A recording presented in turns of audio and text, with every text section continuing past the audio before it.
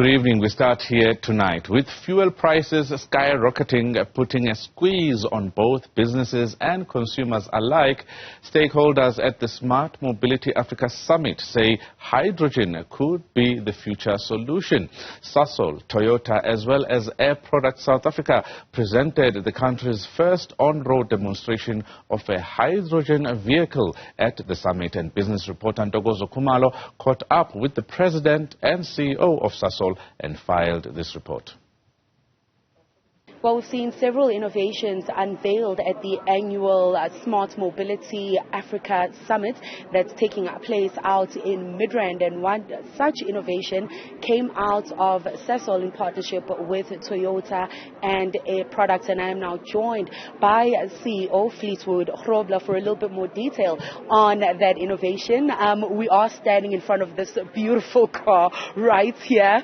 Talk us through what was unveiled today. That partnership from Sasol, Toyota and Air Products. Thank you so much. The idea started in 2021 when we identified our ambition to be more focused on being a champion in the green hydrogen space in South Africa.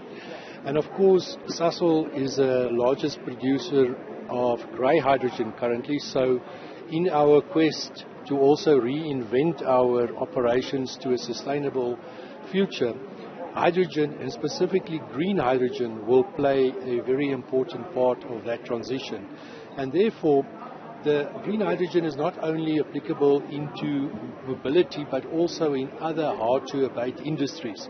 So I've already mentioned Sasol is one, but it also is making its impact on steel manufacturing, as well as shipping and maybe the production of sustainable aviation fuels.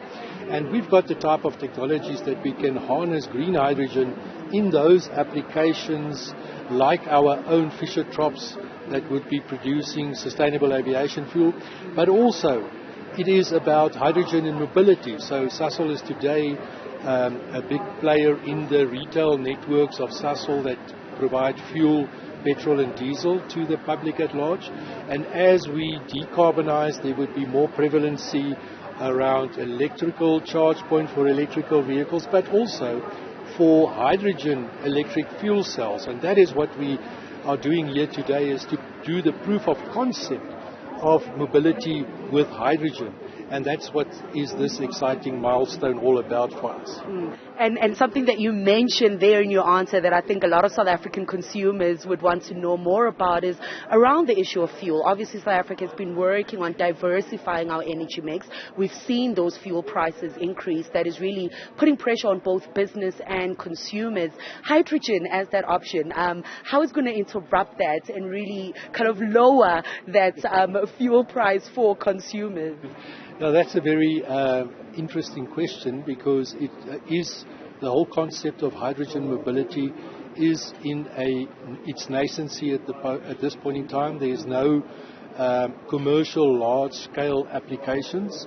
So our focus is to catalyze that just so that we can get into that position where it is a very prevalent choice of fuel, and that will then be driven by the cost of the vehicles as well as the cost of production of the hydrogen. And so all I can say today, as we look at the production cost of green hydrogen, it is still $5 to $6 per kilogram, where it becomes very much cost affordable to replace grey hydrogen. It has to further reduce to below $2 a kilogram. And I think that is the journey that we would have to see how that unfolds as the learning curve and the costs go down for electrolyzers as well as the renewable energy production, which will enable that then as a fuel that could be very prevalent and could be very competitive compared to the other choices of petrol, diesel, and electricity for that matter. Thank you so much for talking to us, and I look forward to catching up once we've ticked all the boxes in the proof of concept. Of course, that is Fleetwood Grobler, who is the CEO at Sasol, just talking us through the concept that was launched at the Smart Mobility Africa Summit. A lot of work still needing to be done to actually see it roll out and get into other industries, particularly logistics, where we see those trucks and so on moving throughout the corridors in terms of trade on the continent. So we will be following up on just how that proof of concept is going, and of course highlighting the need for improved infrastructure to really see this rollout successfully. For Newzroom Afrika on Channel 405, I'm Ntokozo Khumalo in Midrand, Johannesburg.